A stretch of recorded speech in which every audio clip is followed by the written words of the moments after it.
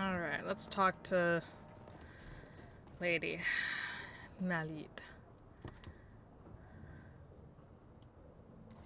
I'm looking for something that can play back a DVD RW. Really? That is old tech. Very old, in fact. Just a moment, I'll go look. She turns to rummage through a bin of obsolete components at the back of her stall. Ah, yeah, here we are. The dwarf wrestles a mid-sized flat-screen display out of the bin. The display has old enough hookups to connect to a DVD player. RCA, you know. Vintage. The player itself, though, this I don't have. You may wish to try your luck down at the junkyard. There's a scavenger there, a primitive man with crude disposition. If anyone here in Cross Bazaar can help you find your DVD player, he can. But he'll most certainly attempt to overcharge you for it. She takes a deep breath and smiles up at you. But you're not here for gossip. Shall we conclude our business? I could give you the display for, say, 200 yen. Paul Amsel said to charge it to his account. Ah, very well. I'll have it packaged up and delivered to Herr Amsel straight away. Best of luck finding your DVD reader. I wish you well. Ah, that'll be fun. Ooh, who's Cammy?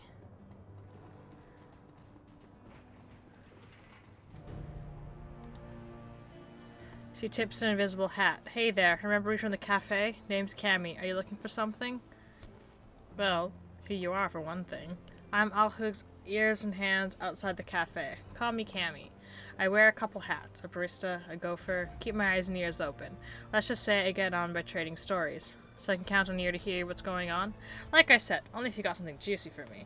Or if Alhug wants me to tell you something, but that's rare. And maybe his ears and hands, but he's got enough of a voice all by himself. He doesn't seem to be afraid to use it either. Not in the slightest. Since you just moved here, I have some advice. If you haven't guessed already, he's got fingers and a lot of pies.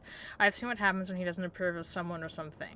Pissing him off can't be worth it, and at the very least, you won't be able to get good coffee in this town again. She grins cheekily. So what's the story between you and Altug?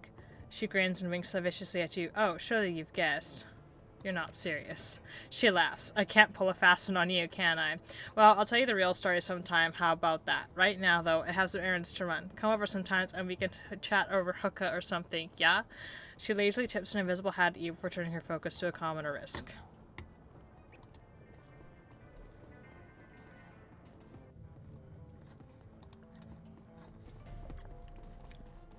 Anything interesting happening in here?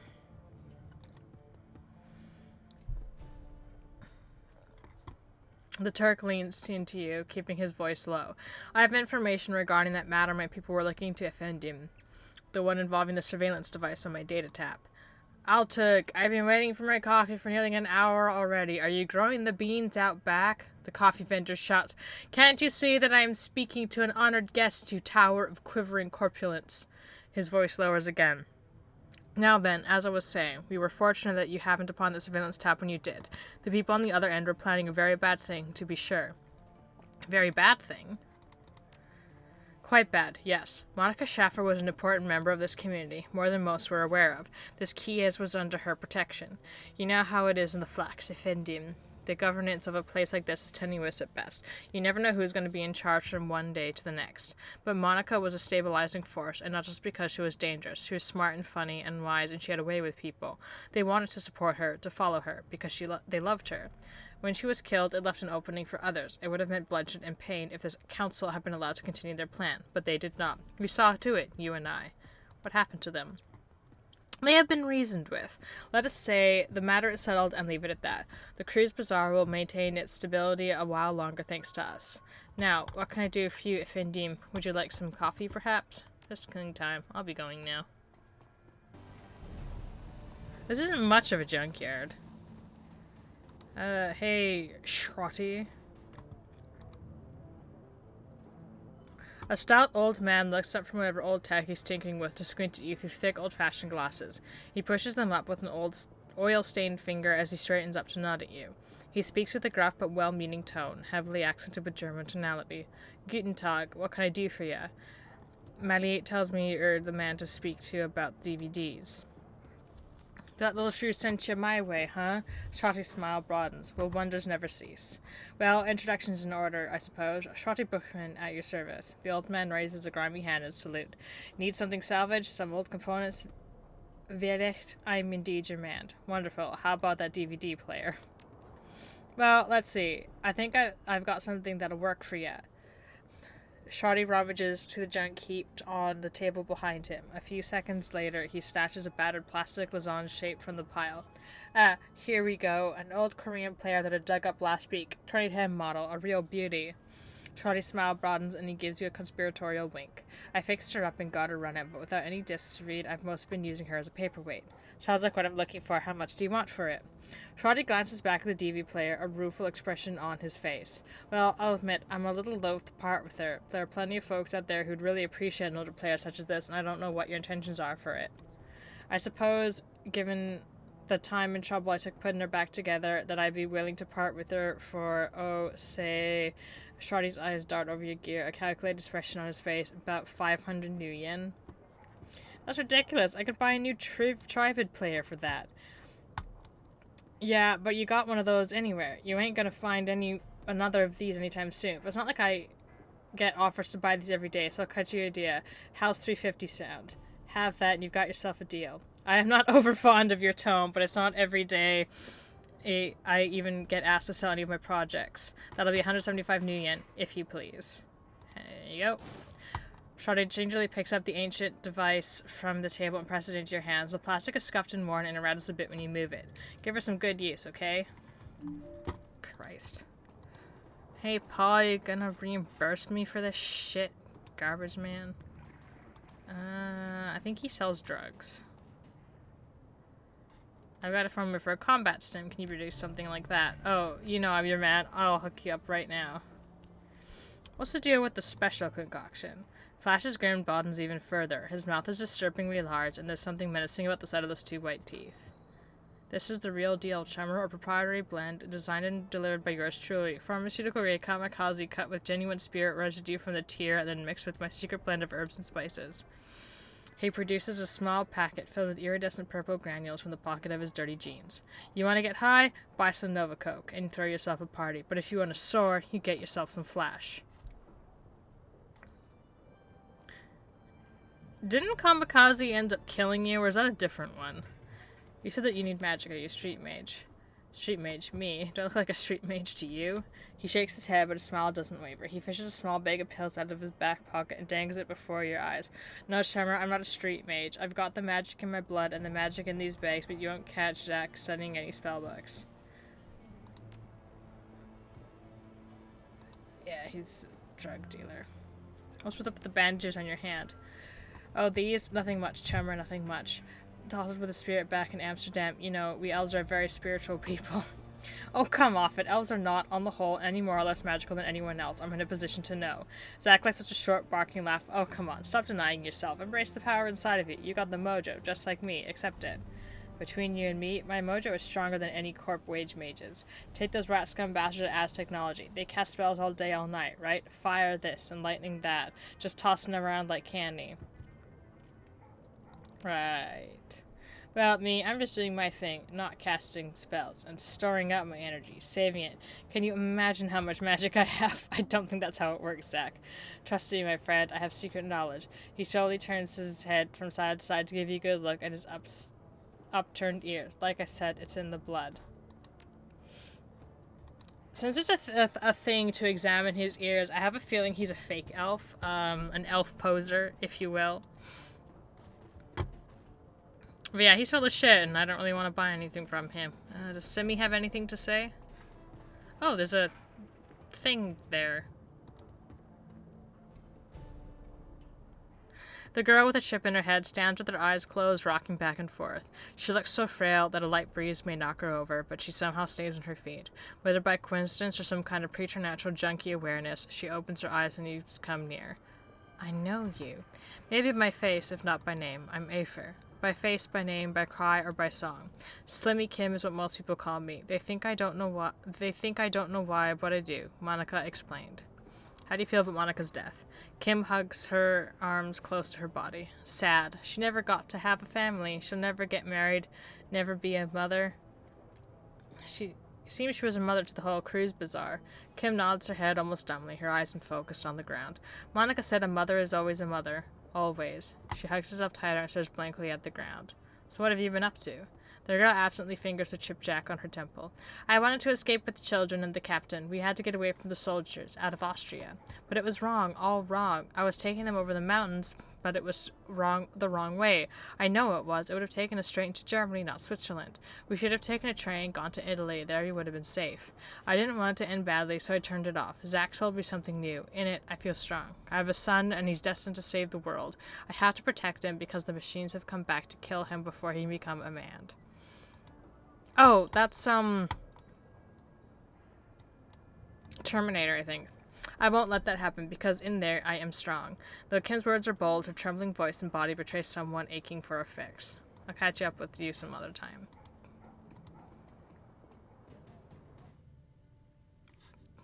Der Winkler.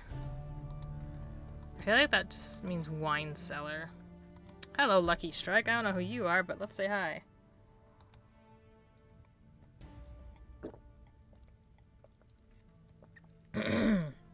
A young woman stands at the bar smoking a cigarette. You've seen her face before. Lucky Strike, one of the mercenaries from Monica's files.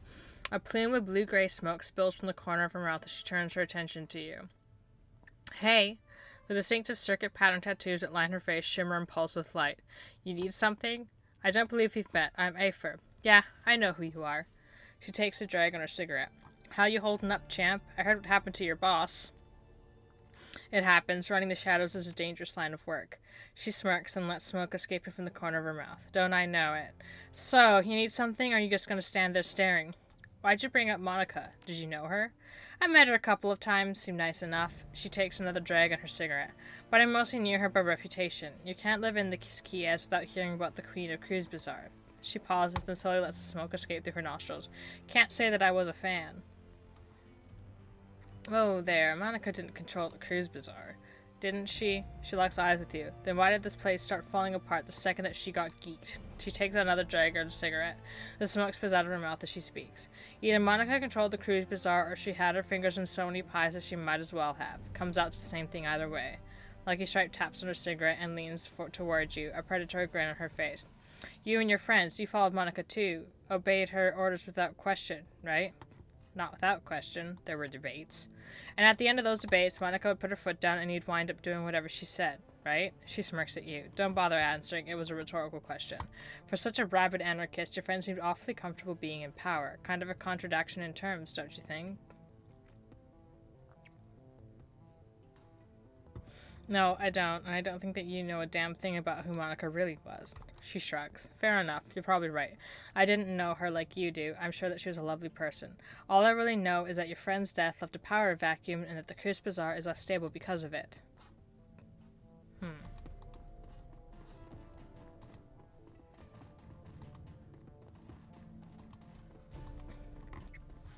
You got a whole ass bar and I can't get a drink here? This is bullshit.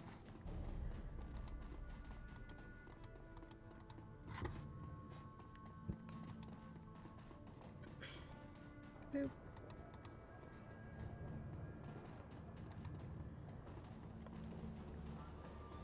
Do I have anything interesting?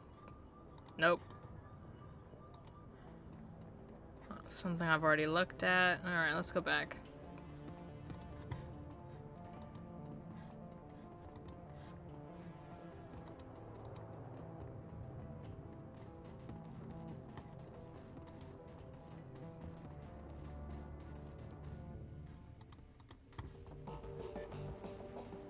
Where'd everybody go? There they are. Hey, Amsel. It seems that Amsel has assembled a team in your absence. They stand in a group around the old display that you had Malit deliver. On their faces you can see excitement and apprehension, curiosity and dread. Afer, have you produced a DVD reader? Hand Amsel the DVD player. I have, it's right here. Good. This should take only a moment. Amsel disappears behind the ancient display. After a few minutes of fiddling with its battered inputs, he reappears, a satisfied look on his face. Everything appears to be functional. The dish should be ready to play. Well, don't keep us in suspense. Start the damn thing already. Afer went to the trouble of fetching everything. Let's let her do the honors. Amsel steps back, clearing a path for you to access the antique machine. Boop. A soft whirring sound fills the air as the ancient DVD player spins the disc up to speed. The scratched LCD display comes to life and a menu fills the screen. Play track 1. The screen goes black and a cheerful digital chiming sound spills out of the display speakers. A crackle of static fills the air, coupled with a shrill electronic whine. After a few moments, the display goes live and a disheveled-looking man appears on the screen. His eyes glitter with excitement. The timestamp on the screen is 2034:09:15. Hermie, I think we found her. After all this time, Feuerschwinge, I know that she wasn't dead. His speech is jittery. You can hear the urgency in his voice. She survived the Dragonfall, just as I've always said. I knew it, and I was right. The screen explodes into static, and the electronic whine in the background sharpens into a needle-like pulse of high-pitched sound. Somewhere in the background, Dante lets out a low whimper. The screen clears, and the excited face is closer to the screen than it was before. The words spill out of him in a breathless tide. Taking a team into the socks to retrieve her. The radiation be downed. We will take appropriate precautions, of course, but we must go. Hermie, I think that the body may be nearby as well. Somehow she has survived for all of this time. The screen explodes into static again, then clears. The figure flickers across the screen. May not be back after some time. Look after Mom, okay? I worry about her. And Hermie, stay safe out there. I know that things are heating up in Berlin, and I know you. Student protests, civil uprisings, you'll be in the middle of it, I'm sure. Just stay safe, alright? And I'll do my best to do the same. I don't know what's going to happen when I step into the socks, but I do know one thing. If the fire ring is still a danger, I will put an end to her once and for all. The display goes black and the background blind fades away. A moment later, you find yourself deposited back at the menu screen. Track 2. The screen goes black for a moment, then a figure appears on the screen. Your late client, Green Winters. His elbow is planted on the table that he's seated at, and his chin rests on his palm. The other hand is wrapped around a bottle of cheap whiskey. The timestamp on the video was 2053:12:25. Found the message Adrian left me all those years ago. Got it cleaned up as best as I could. Strange hearing his voice again. He pauses to take a long pull on the bottle. Good to hear him, even if he did insist on calling me Hermie. Dr. Adrian Vauclair, the hero of the people, the Dragon Slayer, my brother. He grimaces and rubs his eyes. Hard to believe it's been almost 20 years. Alright, so I'm going to start recording these DVDs again. For me, for Adrian, for ever who wind up watching them. Every time I do this, it winds up feeling like a waste of time. But I keep doing it anyway on the off chance that I'll find something important. If I stumble into the clue that leads me to my brother, I know that I'm going to want it on film. I've been doing this for almost 20 years now, after all. No sense in quitting now. Christ, 20 years, all this time, and still no leads. Even with all of my contacts and my resources, he takes another long swallow of cheap liquor. Even with my legendary bullheadedness, I have made no progress at all. I haven't turned up a single goddamn thing. Want to hear something funny? The closest I've gotten to a clue was a rumor. Apparently a team emerged from the socks a while back. Nobody's got a clear on the date. But, and get this, he leans into the camera and gives a conspiratorial wink. Supposedly, they vanished without a trace. He appends the bottle, drains it, slams it back down to the table. His eyes are rimmed with red. Not much of a rumor, considering I already know you're gone, big brother. I live with that every day. Abruptly, Winter leans forward and reaches for something off screen. The display goes black. Track 3. There's a grinding sound from the DVD tray, and Green Winter's image appears on the screen. There is an eager look on his face. The timestamp on the video reads 2054:10:12. Stumbled upon this archival footage of Feuerschwinge's original attack, months before the Dragonfall. Easy to forget how devastating it was. Adrian saved a lot of people by bringing her down. And I've got the footage all queued up to play, starting it now, additional comments to follow. The slow whir of the DVD player shifts to a high-pitched whine. A distorted, wavering image blooms into being on the screen. A timestamp in the upper right corner of the screen marks the date, July 6, 2012. It's difficult to make out what you're seeing at first. The scene is dark and smoky, and the telltale flashes of emergency vehicle lights flicker on the periphery of the screen. The camera pushes in, and you can make out two figures standing in a ruined landscape. All at once, the sound cuts in. Again, for those of you just joining us, we are coming to you live from Stolberg. A few hours ago, the Dragon Feuerschwinge launched an unprovoked attack on the sleepy Harz mountain town, and you can see the results behind me. Fire, ash, and blood. We are joined tonight by a survivor of this latest and most horrifying attack. The reporter turns to face a pale man standing behind him. Sir, I understand that you've been through a terrible ordeal. Thanks for taking the time to speak with us tonight. The camera switches focus to a middle-aged man with a haunted look in his eyes. He stammers out a reply. Yes, of course. If you could, sir, could you please tell the people at home about your experience of the attack? It was horrible. Just pure chaos. So many people are dead. People I knew, roasted alive or trampled to death trying to escape. My own house was burned to the ground during the attack. My family, we have nothing now. You all made it through the attack, though. Your wife and your kids? Yeah, we all made it, thank God. We rode out the attack in a small shelter, me, my wife, and our 2 daughters. The shelter, it protected us, but the heat was just unbearable. We couldn't have stayed in there much longer than we did. How long were you holed up in there? 3, maybe 4 hours? I don't know. We just stayed inside until the heat died down and the screaming stopped. And what happened after that? When it was over, when the air cooled down, the reporter nods and the man continues. We stepped outside. There was nothing left, just smoldering wreckage and the dense cloud of black, oily smoke, and the stench in the air. God, that smell. It smelled like roasting meat. There's a long pause. From the tortured look on his face, you can tell that the man is struggling to decide whether or not to continue speaking. Eventually, he does. My girls, they found what was left of their nanny outside. Her body, what was left of it, was slumped against the shelter door. I kept telling myself that I couldn't hear her pounding to get in, but that isn't true. I could. I just couldn't bring myself to open that door. I couldn't risk my family like that. Not for her, not for anyone. Thank you, sir, for taking the time to speak with us. Yeah. You heard it here, an absolutely chilling account of tonight's attack. Again, the town of Stolberg had been reduced to ash, another victim of the fire wing. Stay with us for up-to-the-minute report on Feuerschwinge's Reign of Terror. Green Winter's face reappears on the screen. Okay, it's time for a new approach. Adrian's a complete dead end, that much is pretty clear by now. So I'm going to do some digging on Feuerschwinge's instead. Let's see where this goes. The screen abruptly goes black as the screen cuts off. A few moments later, you find yourself returned to the menu screen. Track 4. The DVD player ramps up to speed, filling the air with a shrill whining sound. Green Winter's image appears on the screen. The timestamp on the video reads 2054-1031. Well, that was a bust. Little progress on Feuerschwinge, either. He shakes his head. I don't know, it's weird. The information is there, it's just wrong somehow. It's too well laid out, too simple. Real life is messy, and this feels just a little too neat. That's not the only thing that's nagging at me. I'm getting this tingling feeling all up and down the back of my neck again. It feels like I'm being tracked. I know Matrix hotshot like Clockwork or Schaffer, but I'm good enough to know when someone's on my scent.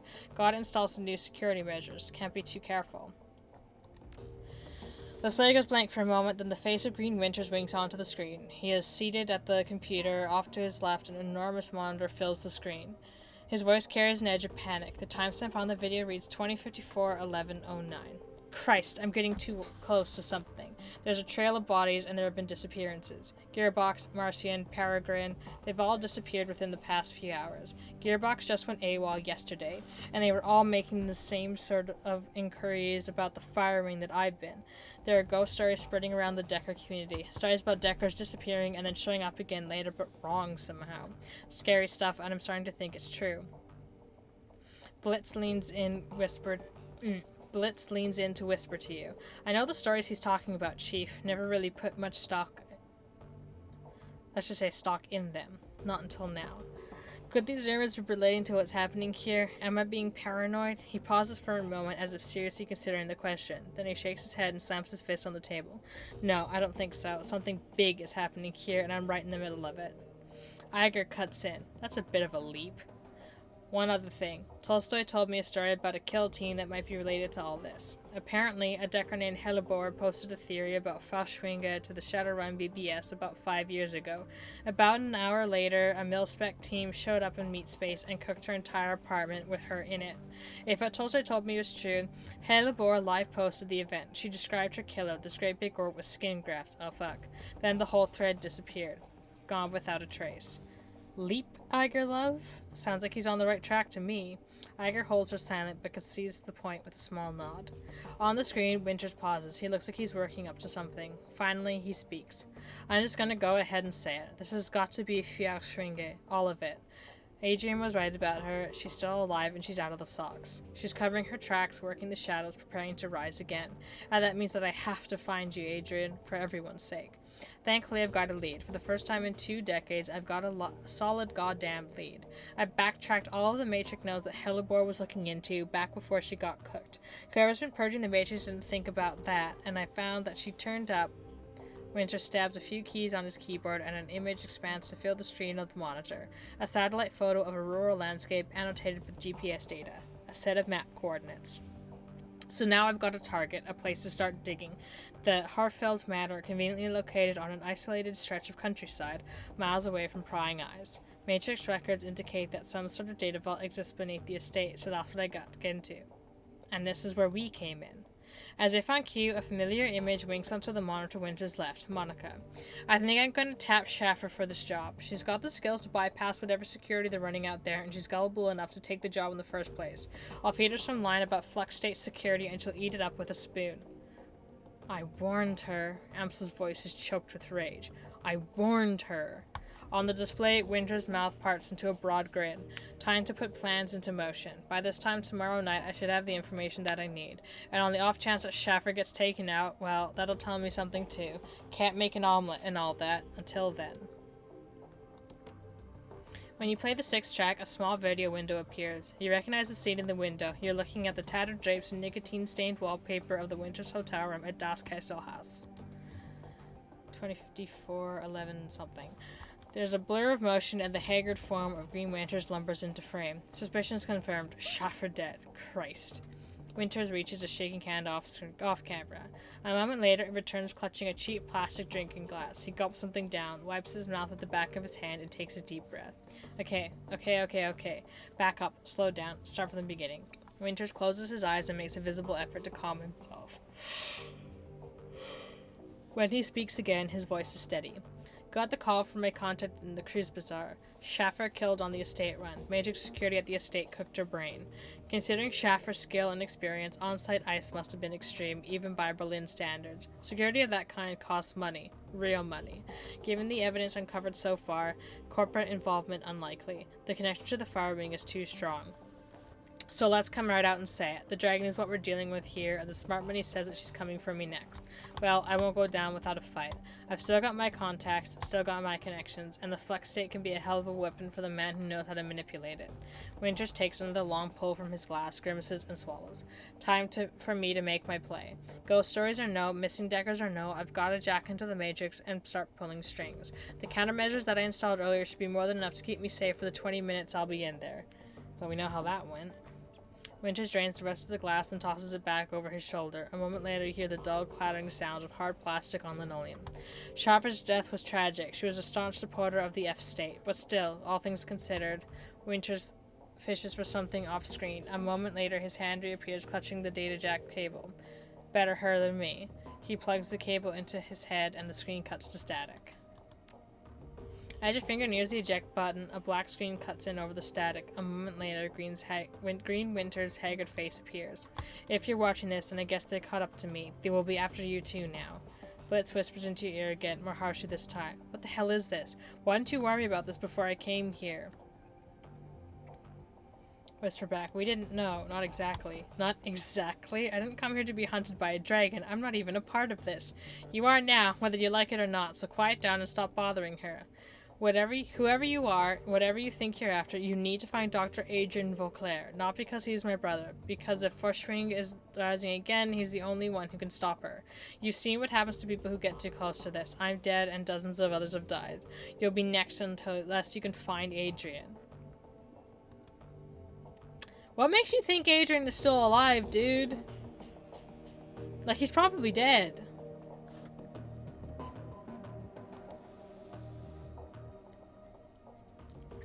The room goes quiet as everyone struggles to process what you've just seen on the DVD. Finally, Dietrich breaks the silence. A dragon, son of a bitch. Green Winter sent us up against a dragon. The Fire Wing.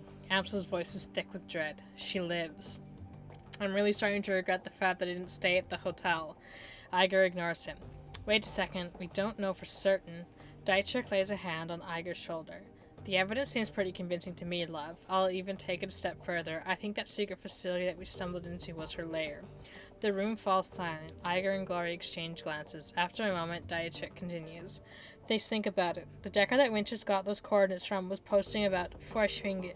Then she was killed by that same orcish bastard that attacked us after Monica died. That's a direct link between the dragon, the scarred orc, and the Harfield Manor. And then Winters was killed by the same thing that killed Monica. Exactly. My gut tells me that the dragon is down there, someplace far beneath the surface. I think that we knocked on the door to her lair without even knowing it, and I think that, given what we've seen, the dragon will do whatever it takes to keep us quiet about it. Okay, going on the assumption that there is a dragon and that she will come after us, what do you propose we do about it? I say keep things simple. We go back there, kick in the door, and kill the dragon. Yeah, really easy, sure.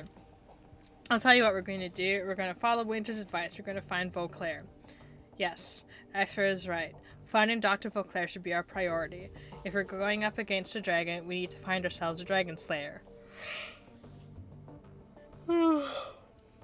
Winter spent 20 years searching for Vauclair, and it got him nowhere. How do you propose that we find him? With the help of an information broker. Let me guess, back to the coffee shop? For this, no. While Herr Burakazi is very capable, a task of this magnitude is beyond him. We need to make contact with the premier information broker in Berlin. We need to talk to Alice. Blitz scoffs at Amsel. Alice, best of luck, and I hope that you're rich. Amsel raises an eyebrow. For this, rich enough, even if only just. Who is this Alice? A most prominent figure in Berlin's shadow community, ex-Schockwellenreiter. She provides information retrieval services for the F-State. Amsel turns to the computer console behind him and runs his fingers over a virtual keyboard.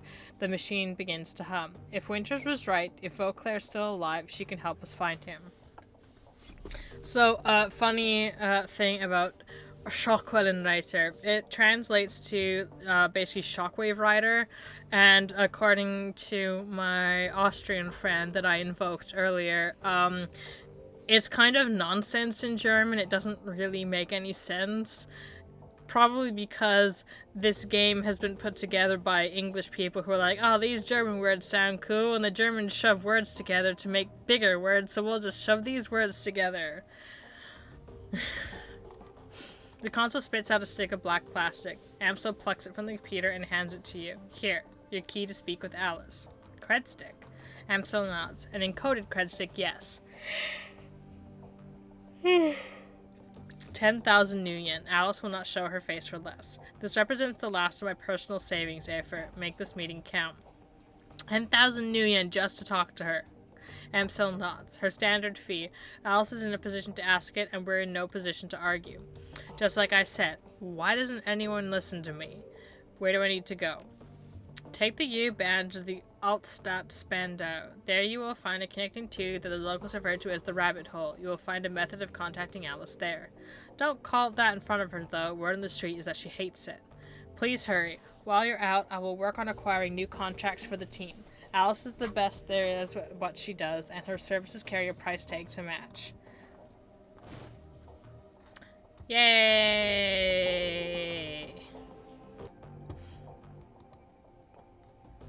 Let's see, new messages. Old messages. Jobs directory. All pending and active jobs. There's none. Tweeted jobs. Nope. Shadowrun BBS. I don't have any. Oh, claim payment for solid. Sold. Wow. That's so much fucking money.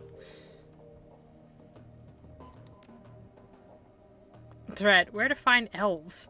Is there any elf clubs or bars in the downtown area? I really want to meet one. They're just so beautiful. Maybe you can go dancing. Do elves like dancing? There's one on Torstrasse. Bring a bouquet of roses. Elves love romantic. The elf clubs I know are members only due to creepy groupies, like you. Not really appealing when the guy's only after them for the shape of their ears. Client screwed me. Benno is a fraud. I broke my first rule, always get full payment up front. Left me hanging for 50% of the cash after I completed the job. I'm sure he'll have changed his name by the time this posting goes up. Male elf, brown hair, gold eyes, looks to be in his mid-30s. Be careful who you work for out there. Never thought I'd see you admit to a mistake on here. Thanks for the head up. I'll keep my eyes open. We'll forward any info I come across if you're still looking to collect from the guy. Pro shot. Sent you some surveillance footage. Is this your man? Sure is. Nice one. I'll split the take with you if this lead pans out. Good to find there's still some honor among runners. Man, this is like my favorite part of the source books is reading like the nonsense between the people in Jack Point, even if Clockwork is literally the worst, and I hate the fact that he's still alive.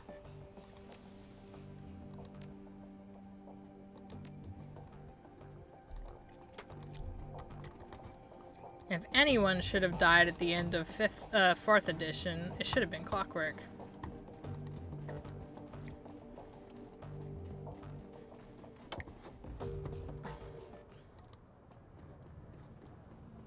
Alrighty, let's go.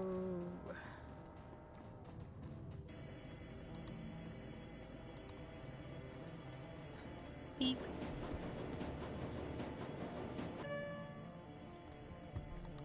The rabbit hole. Arcade machine. Beep. The only active console in this derelict span of U-bound platform is an old video arcade machine. The CRT monitor set into the machine's cabinet glows invitingly. Cheerful pixelated graphics swirl and dance on the screen. At the base of the controller panel, you find a cleverly hidden input port. The port is shrouded in black plastic and appears to be the approximate shape of a typical cred stick. Alright, there we go. Internal motors grip the red stick and pull it into the machine. It disappears into the port and the screen goes black. Moments later, a video image fills the screen. The picture is dark and grainy, a far cry from the bright, colorful sprites that previously inhabited the display. On the screen is a dimly lit office. The place looks like it was pulled straight from an old detective movie, from the Venetian blinds in the windows to the great swaths of shadow that paint the walls black. Center stage, sitting behind a large mahogany desk, is the silhouette of an impressive-looking woman in a charcoal gray suit. The tip of a cigarette glows cherry red in the shadows. She leans forward into the light, and you catch a first glimpse of Alice. Her face is all hard planes and sculpted angles with high cheekbones and almond eyes. Her lips are painted a frigid blue. That's green. But the look in her eyes is even colder. A head of lustrous black hair is interspersed with flowing streams of cyan light. Alice exhales a plume of smoke, then tips her cigarette into a nearby ashtray. She fixes her eyes on you, and her lips curl into a humorless smile. We're on your dime, Fran. Tell me what you're looking for. I need you to find someone for me, Dr. Adrian Vauclair. She raises an eyebrow. The Dragon Slayer. Interesting. He's been missing for a long time. Yes, he has. The question is, can you find him? She looks you in the eye, and the smile disappears. Her voice is all business. If he's out there somewhere, I'll find him for you. He could be living under an assumed name in California Free State, and I still track him down. And if he's not alive, I'll tell you where you can find his corpse. Speaking of corpse styles, I think I might know who you really are. I do not know. Alright, I'm satisfied. Let's talk about the job. Alice steeples her fingers.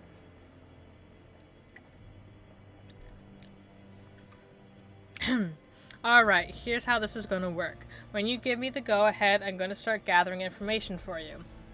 Once I finish, you're going to bring me a cred stick encoded with an encryption key that I'll provide you. That cred stick will have 50,000 new yen on it. When I get my cred stick, you get your information. That's the deal. Take it or leave it. Price gouging, huh? For a neo-anarchist, you behave an awful lot like an old-world profiteer. Alice smiles at you sweetly. I wasn't aware that there was a difference between the two. In all seriousness, I'm charging you what the job is worth. Do you know how much work it takes to find a digital ghost? There's going to be wet work, breaking into government archives. Hell, I might even have to commission an expedition into the Socks. This is a serious undertaking, friend. Now do we have a deal, or don't we? Alright, Alice, it's a deal. Okay, but remember, you say go, and I go. From that point on, you're on the hook to pay me my fee. No turning back, no refunds. Are we square on this? I don't see what choice I have. I need that information. Good. I'll be in touch. The screen goes black. Moments later, the machine reboots. The colorful sprites that you saw when you first approached the arcade cabinet return. There's nothing more to see here. Alice is gone.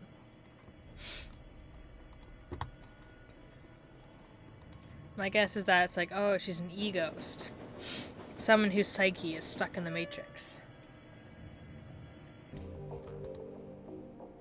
Hey, Fred, did you make contact with Alice? Yes, I did. She accepted your payment, and I ordered the search for the information we need. Very good. I can't imagine that this will be cheap. What was Alice's stated price? You're right on that count. 50,000 new yen. He shrugs. It is about as I had expected. Thankfully, we are prepared for this. I have established contact with a number of new clients. You can find information on the jobs logged on your mission computer. One job's file is on there already. While you're working to earn Alice's fee, I will continue to dig for clues about Feuerschwinge. If she is, in fact, roosting under the Harfield Manor, then there must be some evidence to support that fact. A dragon is a large thing to hide, after all. Be careful, Paul. Remember what happened to Monica. I will never forget. Don't worry, Aether. I'm going to conduct my investigation the old-fashioned way, through context and deduction and careful observation. I will not jack into the Matrix until this entire story episode is finished. That's probably wise. Speaking of doing things the old-fashioned way, Malie is working to recover information off those other DVDs. It's a painstaking process, and it will not be quick, but she is optimistic that she will be successful in time. Finally, I have been checking up on our friend, the orc with the skin grafts. I haven't heard anything back yet, but I'll keep you appraised as the situation develops. Sounds good, Paul. I'll go check up on those jobs. One last thing before you go, Aether. Samuel Beckenbell wanted me to pass a message to you. Do you know him, the orc who runs the shelter across the way? Yeah, we've met. Well, he has a job for you. He wouldn't discuss it with me, but he promised that it would prove worth your time. I'll keep it in mind.